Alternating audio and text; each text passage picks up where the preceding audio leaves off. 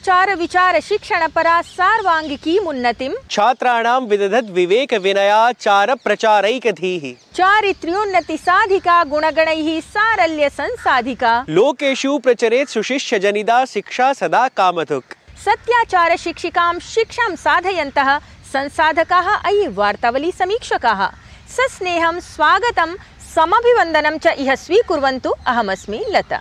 चारित्र्योन्नति साधिकां गुणगणैः सम्पूजितां संस्कृतां संस्कृतिं सेवमानेभ्यः सहृदय समीक्षकेभ्यः अहं नीतीश भारद्वाजः अपि समर्पयामि बद्धाञ्जलिम्।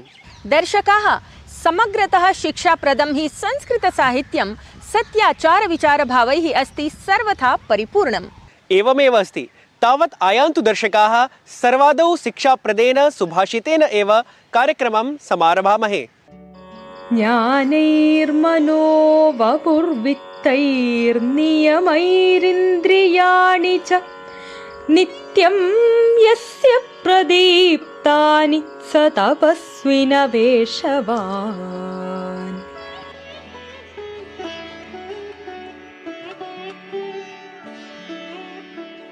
वस्तुतः तपस्वी वही है जिसका मन ज्ञान से, शरीर धन से एवं इंद्रियां संयम से सुशोभित हैं। तपस्वी के अपने वेश से कोई तपस्वी नहीं होता। Indeed, ascetic is one whose mind is adorned with knowledge, body with wealth, and senses with restraint. No one is ascetic because of his appearance as an ascetic. Nitish, सुभाषितं तु अस्मान् सुष्ठु समाचरितुमेव समुपदिशति। तत्तु समुचितमेव। वीक्षकाः, साम्प्रतं सुष्ठु कर्म संचारकं क्रमं प्रति सरामः। साप्ताहिकीः प्रवाही वार्ताः च प्रस्तुमः। द्विदिवसीय भूटान यात्रावधौ प्रधानमन्त्रिणः नरेन्द्र मोदिनः अभवत् भव्यं स्वागतम्। तत्रत्यं सर्वोच्च नागरिक सम्माननम् अपि प्रधानमन्त्रिणे प्रदत्तं गतम्। सहैव असौ थिम्पू इत्यत्र भारतसहायतया निर्मितं ग्यालत्सुवेन् जेत्सुन् पेमा मातृशिशु चिकित्सालयम् अपि उद्घाटयत्। प्रवासक्रमे देशयोः मिथः 7 सहमतिपत्राणि अपि हस्ताक्षरितं गतानि। दक्षिण कोरिया देशस्य सियोल नगरे आयोजितं समिट फॉर डेमोक्रेसी इति लोकतन्त्रस्य शिखर सम्मेलनस्य तृतीयं संस्करणं प्रधानमन्त्री नरेन्द्र मोदी सम्बोधितवान्। अन्ताराष्ट्रिय प्रणाली संस्थानादीनां समावेशात्मकं लोकतान्त्रिकं सहभागसमन्वितं निष्पक्षं च स्वरूपं निर्मातुं तत्र आसीत् तदीयम् आह्वानम्। दिल्ल्याः मद्यनीतिगत प्रवञ्चना प्रकरणमालक्ष्य राउज एवेन्यू न्यायालयेन मार्च मासस्य 28 दिनाङ्कं यावत् प्रवर्तननिदेशालयीये निगडने प्रेषितः दिल्ली मुख्यमन्त्री अरविन्द केजरीवालः। तत्रैव निगडनं विरुध्य आपदलीयाः कार्यकर्तारः अपि कुर्वन्ति प्रदर्शनम्। भारत निर्वाचन आयोगेन लोकसभा निर्वाचनेभ्यः कृता दिनाङ्कानां घोषणा। देशस्य 53,500 लोकसभासनेभ्यः 7 चरणेषु मतदानं भविष्यति। अथ परिणामः च जून् मासिके 4 दिनाङ्के प्रकाशयिष्यते। एतन्मध्ये राजनीतिकदलानां प्रत्याशिनां नामसूचिः अपि क्रमशः प्रकाशमायाति। असम राज्यस्य कुमारभास्कर वर्म संस्कृत पुरातनाध्ययन विश्वविद्यालये द्वितीय दीक्षान्त समारोहः भव्यतया अनुष्ठितं गतः। समारोहे असम प्रदेशस्य राज्यपालः गुलाबचन्द कटारिया इत्यसौ गतसत्रीयान् उत्तीर्णान् छात्रान् शोधच्छात्रान् च उपाधिं प्रदत्तवान्। समारोहे विशिष्टातिथित्वं भारतीय भाषा समितेः अध्यक्षः पद्मश्रिया भूषितः चमुकृष्णशास्त्री अभजत। वैश्विक संस्कृत मंचस्य अथ माता सुंदरी महाविद्यालयस्य संयुक्त तत्त्वावधाने प्रथमं वैश्विक विदुषी सम्मेलनं दिल्ल्यां सुसम्पन्नम्। सम्मेलनस्य उद्घाटनसत्रे मुख्यातिथिरूपेण केन्द्रीय मन्त्रिपदासीना मीनाक्षी लेखी इत्येषा समुपस्थिता आसीत्। सहैव संस्कृतक्षेत्रीयाः विविधाः आचार्याः छात्राः च एतस्मिन् सम्मेलने भारतीय परम्परायां विदुषीणाम् अवदानविषये शोधपत्राणि व्याख्यानानि च प्रस्तुतवत्यः। प्रब्रोवो सुबियांतो इंडोनेशिया देशस्य राष्ट्रपतिः निर्वाचितः जातः। गिब्रान राकाबुमिंग राका इत्यसौ अग्रिमः उपराष्ट्रपतिः इति घोषितः। अक्टोबर मासस्य 20 दिनाङ्के कार्यभारस्वीकृतिः। रशिया देशस्य राजधान्यां मॉस्को इत्यत्र जातम् आतङ्क्याक्रमणं। तत्र 70 जनानाम् अभवत् मृत्युः, शताधिकाः च सन्ति व्रणिताः। ISIS इति आतङ्किगुल्मेन स्वीकृतम् आक्रमणदायित्वम्। ऐषमः IPL क्रिकेट् क्रीडा प्रतियोगितायाः अभवत् समारम्भः। प्रतियोगिताक्रमे चेन्नईनगरे जातायां प्रथमस्पर्धायां चेन्नई सुपर किंग्स् दलेन रॉयल चैलेंजर्स् बैंगलोर इत्येतत् दलं 6 स्तोभहानिपुरस्सरं पराजितम्। अवधेयं यत् एतस्यां प्रतियोगितायां दीर्घकालानन्तरं क्रीडेत् ऋषभ पन्तः। विश्व शांति सुखाधात्री संस्कृतान्विता संस्कृतिः तु सन्ततं सत्यधर्मार्थमेव सम्प्रेरयति। आम्, एतादृशमेव लोकोपकारकत्वं गुणं सन्धार्य संस्कृते उपनिबद्धानां साहित्यग्रन्थानां च सततं प्रचारप्रसारः जायमानः अस्ति। आम्, संस्कृतग्रन्थानां भूयोऽपि प्रचारप्रसारः भवेत्। एतदर्थं संस्कृतम् अध्येतुं छात्राः इतोपि आकृष्टाः भवेयुः इति ध्यात्वा काले काले देशे देशे च अनेकविधाः कार्यक्रमाः प्रतिस्पर्धादयः च आयोज्यन्ते। सत्यं स्मरति वा? अनतिचिरमेव संस्कृतनगर्यां वाराणस्यां समायोजितं गता सांसद संस्कृत प्रतियोगिता इति। आम्, नूनं स्मरामि। तत्र प्रतियोगितायाम् अनेकैः संस्कृतछात्रैः सोत्साहं समाचरिता सहभागिता। दर्शकाः एतस्मिन् सांसद संस्कृत प्रतियोगिता विषये इतोपि अधिकम् अवगन्तुं पश्यन्तु अत्र सांसद संस्कृत स्पर्धा विषयकं वृत्तं हि एतत्।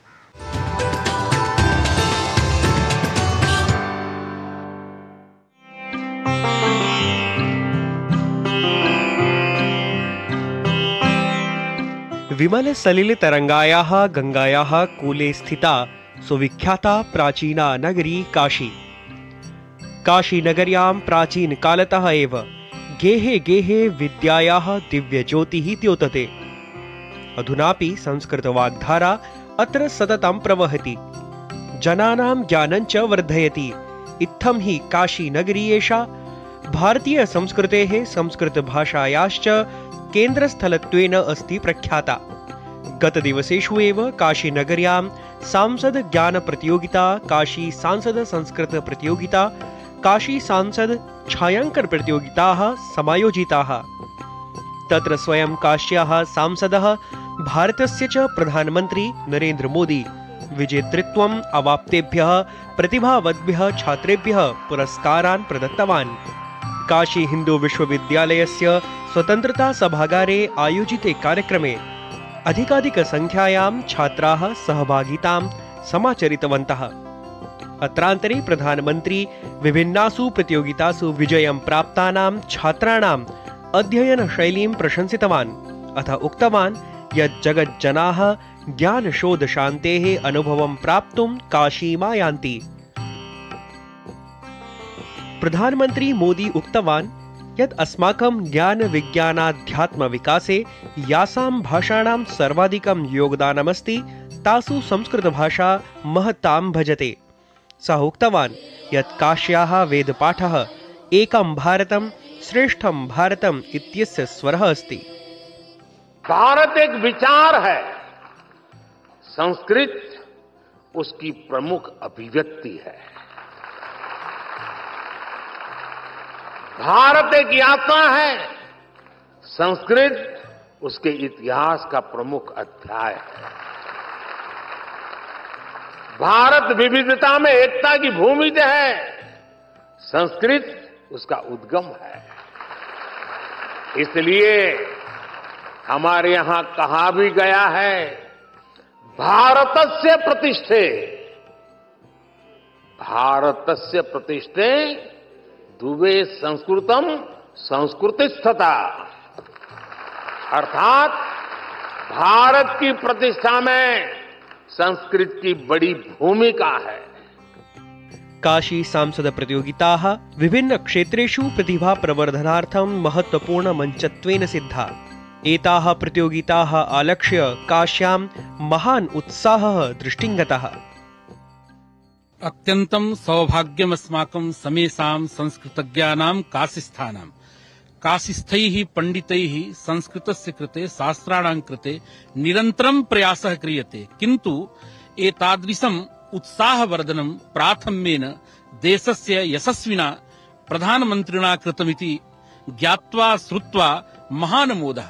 विदुषाम् अयमेव प्रयासः वर्तते यत् केन प्रकारेण काश्याः भौतिक विकासेन सह सांस्कृतिक विकासोऽपि भवेत्। संस्कृत भाषायाः यथोचितं सम्मानं यत् यादृशं प्राचीन काले आसीत् तादृशं पुनः सर्वस्मिन्नपि विश्वे भवेत्। भारतीयायाः संस्कृतेः पारम्परिक शास्त्रस्य च संरक्षणं तन्निर्देशेन तेषां निर्देशेन अवश्यं भविष्यति इति अहं तत्र मन्ये। ते यत्र संस्कृतम् उद्दिश्य विचारयन्ति, अतः तान् प्रति अहं कर्तव्यं प्रकटयामि। एतादृश्यः प्रतियोगिताः नूनं हि न केवलं काशीनगर्यामेव अपितु सम्पूर्णे अपि भारते ज्ञानस्य संस्कृतेः च उत्कर्षार्थम् अतीव महत्वास्पदाः सिद्धाः। वार्तावलिवृत्तं टीडी न्यूज़।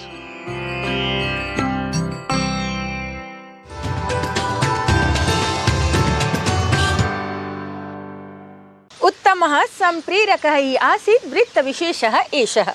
एतादृशाः कार्यक्रमाः संस्कृताध्ययनं प्रति छात्रेषु इतोपि रुचिं जनयन्ति। रुचिं तु जनयति, लेखकानां कार्यजातमपि। सत्यं। प्रियवीक्षकाः, अधुना क्रमः आगतः कार्यक्रमान्तर्गतस्य विशेषसंवादस्य। कः अस्ति अद्यतन तृतीयाप्रभागातिथिः नितीश? लते, अस्माभिः अद्य आहूतः अस्ति विशिष्टः प्रकृष्टः वरिष्ठलेखकः आलेखकश्च प्रमोद भार्गववर्यः।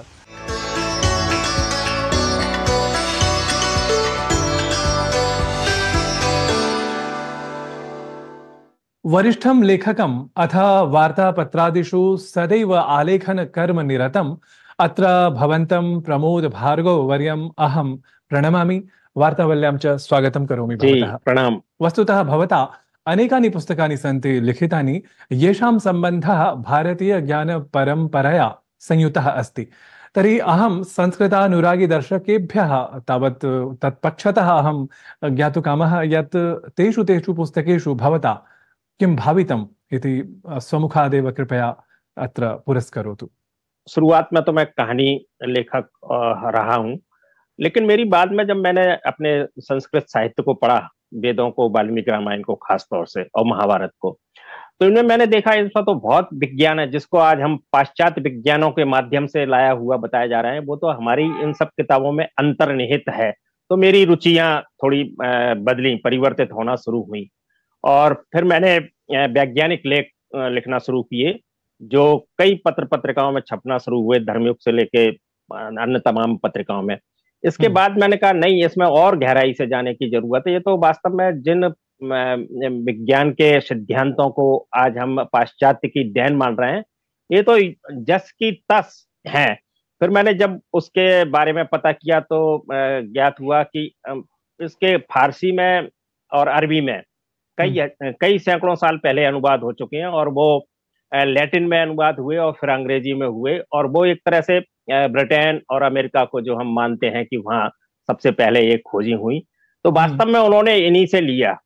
तो मेरी इस सिलसिले में दशावतार, जो मेरा आत्मकथात्मक उपन्यास है, जो जैविक विकास को बताता है। डार्विन को हम मानते हैं कि जैविक विकास उसने पहले दिया, लेकिन हमारा जो दशावतार का सिद्धांत है, जिसमें मूलतः जो 5 आरंभिक अवतार हैं, वो पूरे जैविक विकास के क्रम में है। अभी भविष्य का विज्ञान मेरी एक किताब आई है, जिसमें जो डीप फैक्ट, चैटबॉट, जो भी नई से नई चीजें हैं, आर्टिफिशियल इंटेलिजेंसी, वो सबका उसमें उल्लेख है। और बाकी जो हमारा खगोलीय विज्ञान, चंद्रयान, गगनयान, इन सब चीजों को जो हम छोड़ रहे हैं और भविष्य में छोड़ने वाले हैं, वो सबकी इसमें जानकारी है। तो मैं निरंतर इस दिशा में लिख रहा हूँ, और आगे भी अब मैं इसी काम को आगे बढ़ा रहा हूँ। जो नया उपन्यास में लिख रहा हूँ, जिसमें कि प्रलय के पहले, प्रलय की बात की चीजों को तो हम जानते हैं, लेकिन प्रलय के पहले दुनिया क्या थी, भारत क्या था और दुनिया क्या थी, उस समय कौन जो एक तरह से प्रणेता थे, उस समय जनता के जो नेता थे, वो कौन लोग थे,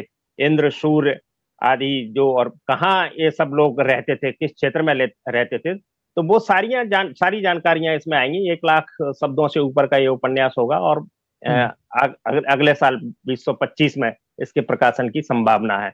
तो मेरा ये काम इस दिशा में निरंतर चल रहा है। जी शोभनम।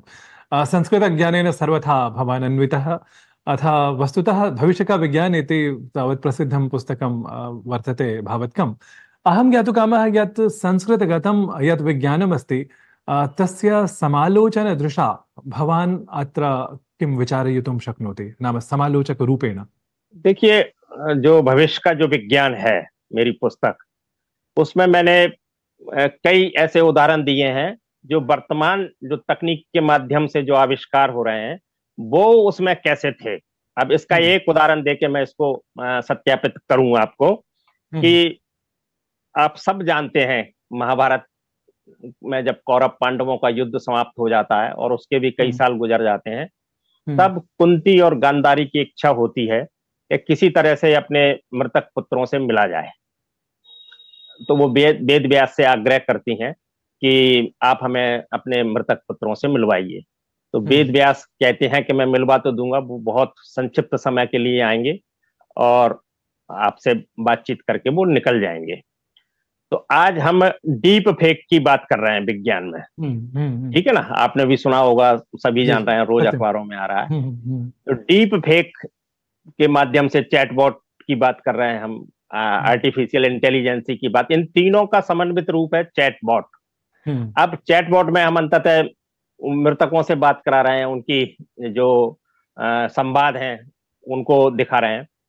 तो जब वेद व्यास अपने कुंती को, गांधारी को और अन्य जो जीवित लोग थे उस समय, उनको ले जाते हैं गंगा नदी के किनारे, और वहां वो एक प्रणाली, अब देखिए महाभारत आप जब पढ़ेंगे तो उसमें कहीं भी चमत्कार की बात नहीं होती है। वेद व्यास करते हैं कि एक हमारे ऋषियों की जो प्रणाली है, युक्तियां हैं, उनके माध्यम से मैं आपकी बात कराऊंगा या आपको उनको दिखाऊंगा। तो वेद व्यास आवाहन करते हैं महाभारत में। इसका 22वें अध्याय में है 32वां श्लोक और 20वां श्लोक। तदुत्सवम महोद्रगम हिरष्ट नारी नरः कुलम आश्चर्यभूतम ददृश्य चित्रम पटगतम यथा। इसका एक और इसी का श्लोक है आगे का। विधिम परमस्याम ब्रह्म ऋषि विहितम शुभम सहन सृष्ट मनसः सर्वे देवलोक एवह मरः। सभी श्रेष्ठ पुरुष एक गंगा नदी में से एक तरह से उन्होंने, चूंकि जो चलचित्र जो लगाया हुआ था वो उसके किनारे लगा हुआ था, तो वो ऐसा लगता कि गंगा नदी में से जैसे निकल के आ रहे हैं, और उस झिलमिलाते पर्दे पर, मतलब कपड़े के पर्दे पर, वो इसमें आगे कपड़े के पर्दे पर वो एक एक करके सब प्रकट होते हैं और फिर चलते जाते हैं। तो वो ये चैटबॉट में भी जो चीजें दिखाई जाएंगी भविष्य में, जो आम फैम हो जाएंगी, तो वो वही चीजें दिखाई जाएंगी जो व्यक्ति की, जिनको कि अपन ने कहीं किसी डाटा में उनको फीड कर रखा है। तो कोई प्रणाली उस समय ऐसी रही होगी कि उसमें वो चीजें उनके, जैसे कि उस समय हम दूरदर्शन की बात करते हैं, संजय पूरा जो दृश्य दिखाते हैं धृतराष्ट्र को युद्ध का, तो एक तरह से उस समय दूरदर्शन जैसी कोई प्रणाली थी, उन्हीं का डाटा उसमें इस पूरे युद्ध का जो संग्रह रहा होगा, तो उसी को शायद वेद व्यास जी ने दिखाया हो। क्योंकि जब युद्ध समाप्त हो जाता है और धृतराष्ट्र बाद में कहते हैं, तो संजय कहते हैं कि इसकी अवधि समाप्त हो गई, और वेद व्यास जब उस संजय को ये युक्ति देते हैं, तकनीक देते हैं, तो वो कहते हैं एक निश्चित अवधि के लिए है, ये हमेशा के लिए नहीं है। युद्ध समाप्त हो जाएगा तो ये अवधि समाप्त हो जाएगी। हम मोबाइल में डाटा भरवाते हैं तो एक निश्चित अवधि के लिए रहता है, वो राशि के हिसाब से रहता है। तो वही सब महाभारत में था वो। और हम भगवान रजनीश को पढ़ें, आचार्य रजनीश को, तो उनका अध्ययन तो बहुत विस्तृत था, और वो उनकी चीजें उनकी स्मृति में भी ज्यादा रहती थी। तो वो कहते हैं कि जो आज प्रलय जैसी स्थितियां एक बार नहीं हुई हैं, कई बार हुई हैं, और जो विज्ञान का चरम विकास हुआ है वो एक बार नहीं हुआ है, कई बार हुआ है। और जब चरम विकास चरम पर पहुंच जाता है तब उसका एक दिन अंततः अंत होता है। और हम सब आज महसूस कर रहे हैं कि जो समय है और जिस तरह से युद्ध की सामग्रियां बन गई हैं, यदि उनका इस्तेमाल होता है तो दुनिया कहीं नहीं रह जाएगी, और जो संचार प्रणाली से जो हम चीजें आज प्रयोग में ला रहे हैं वो सब नष्ट हो जाएंगी। और इसको जब 1, 2, 3 पीढ़ी निकलने के बाद लोग कहेंगे कि हमारे समय में ऐसा था, तो लोग शायद विश्वास नहीं करेंगे कि मोबाइल था जिससे दुनिया में बात कर सकते हैं। अवतरण, जैसे हम और बात कर रहे हैं, तो एक तरह से अवतरण की स्थिति है, और विष्णु जहां भी कहीं जाते हैं तो अवतरित होते हैं। तो हो सकता है इस तरह की चीजें उस समय रही हो। तो हमारे संस्कृत ग्रंथों में ये चीजें बड़ी मजबूती से, फिर ये सूत्र हैं, अब चाहे वो रामायण के सूत्र हों, चाहे महाभारत के हों, और चाहे वेदों के हों, सूत्र हैं। अब उसमें से सूत्र पकड़ के आप उसको शोध करिए उस पर कि ऐसा संभव है क्या। आज तमाम वैज्ञानिक शोध कर रहे हैं। जैसे अब अहिल्या का प्रसंग आता है रामचरितमानस में। आप सब जानते हैं कि अहिल्या को जब गौतम ऋषि इंद्र के साथ देखते हैं तो क्रोध में आकर उनको श्राप दे देते हैं कि, लेकिन अब श्राप भी इसमें दो तरह का है। रामचरितमानस में तो उनको शिला बना देते हैं तुलसीदास जी, लेकिन जो वाल्मीकि रामायण है वो ज्यादा वैज्ञानिक ढंग से लिखी हुई है। तो उसमें कहते हैं गौतम ऋषि कि हवा पीकर जिंदा रहो तुम। अहिल्या जो है एकांत में रहती हैं, आश्रम में रहती हैं और हवा पीकर अपने जीवन को व्यतीत करते हैं। उनके पुत्र और पुत्रियां उनकी सेवा में भी रहते हैं, जो वाल्मीकि रामायण के अनुसार। अब हम देख रहे हैं वर्तमान में कि हवा वायु से भोज्य पदार्थों का संग्रह किया जा रहा है। ऐसा भारत में भी हो रहा है और हमारे यहाँ बेंगलोर में एक स्टिंग बायो संस्था है, तो वो भी इस तरह से भोजन बनाने का काम कर रही है। और अभी जो उसने भोजन बनाया है वो प्राणियों के लिए, मतलब मवेशियों के लिए बनाने में उसने सफलता हासिल कर ली है। और उसमें असल में स्वाद नहीं है, इसलिए उनका कहना है कि इसमें और सुधार करके इसको ऐसा किया जाएगा कि मनुष्य भी इसको ग्रहण कर सके। तो ये प्रयोग निरंतर हमारे यहाँ चल रहे हैं और ये सब वैज्ञानिक प्रयोग हैं। अब हम शिला वाली बात को ज्यादा महत्व देते हैं, जबकि वाल्मीकि जो कह रहे हैं हवा पीकर जिंदा रहो, तो उस बात को कम महत्व देते हैं। अब जब वैज्ञानिकों को ये अंश पकड़ने की जरूरत है कि वास्तव में ऐसा कैसे हो सकता है, क्योंकि हमारे यहाँ संस्कृत माध्यम नहीं है, हिंदी माध्यम नहीं है। एक जब हम देश आजाद हुआ तो उसके तत्काल बाद अंग्रेजी माध्यम चला और अंग्रेजी पुस्तकों को, अंग्रेजी साहित्य को, अंग्रेजी विज्ञान को हमने महत्व दिया, तो उससे वो चीजें हम भूलते चले गए, हमारे स्मरण में नहीं आई। लेकिन इसके बावजूद कई वैज्ञानिक ऐसे हुए हैं जिन्होंने महाभारत से, रामायण से सूत्र लेके अपने काम को आगे बढ़ाया है। अस्तु महोदय, अत्र भवता बहुकिमपि विचारितं यत् श्रावं मन्ये अस्मदीयाः दर्शकाः अपि लाभान्विताः भवेयुः। तावत् अत्र भवते अहं धन्यवादं ज्ञापयामि, यतोहि भवता अस्मदर्थं वार्तावल्यर्थं समयः कल्पितः इति। नमो नमः, धन्यवादाः। जी, आपका भी बहुत बहुत धन्यवाद, प्रणाम, नमस्कार।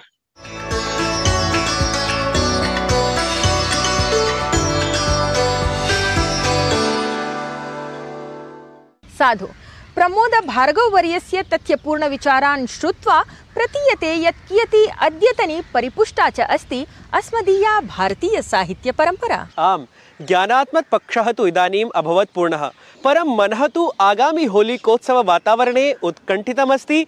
श्रोतुं किमपि गीतसङ्गीतं लते। सत्यं वदति। अत एव कार्यक्रमे अधुना साहित्य संगीत निर्झर्याः अस्ति समयः। आगच्छन्तु, शृणुमः, आस्वादयामः च सुमधुरवाण्या भूषितं होलिकोत्सवाधारितं गीतम् एतत्। यमुना पुलिने क्रीडति श्यामहोलायां, यमुना पुलिने क्रीडति श्यामहोलायां, हितो याति राधा, हितो याति राधा, सखीभिः सह तत आयाति सबलरामहोलायां, यमुना पुलिने क्रीडति श्यामहोलायां, यमुना पुलिने क्रीडति श्यामहोलायां।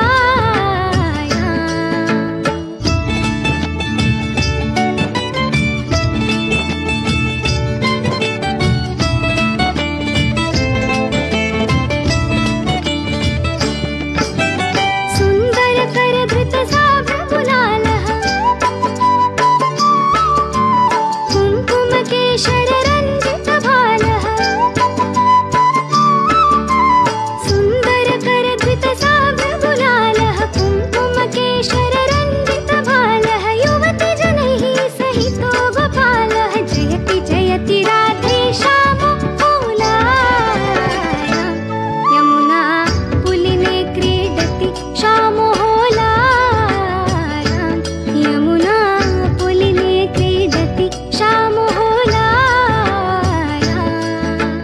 दर्शकाः ससंस्कृतं साहित्य संगीत संस्कृति समन्वितं कार्यक्रमं वीक्ष्य कथम् अनुभूतवन्तः भवन्तः इति निश्चप्रचं लिखन्तु पत्रमाध्यमेन। प्रिय दर्शकाः, अधुना कालः समायातः प्रयाणवेलायाः। आगामिनि अङ्के पुनः मेलिष्यामः। अधुना तावत् आसन्नप्रायस्य होलिकोत्सवस्य सर्वेभ्यः दर्शकेभ्यः नः विशेष शुभकामनाः। नमो नमः।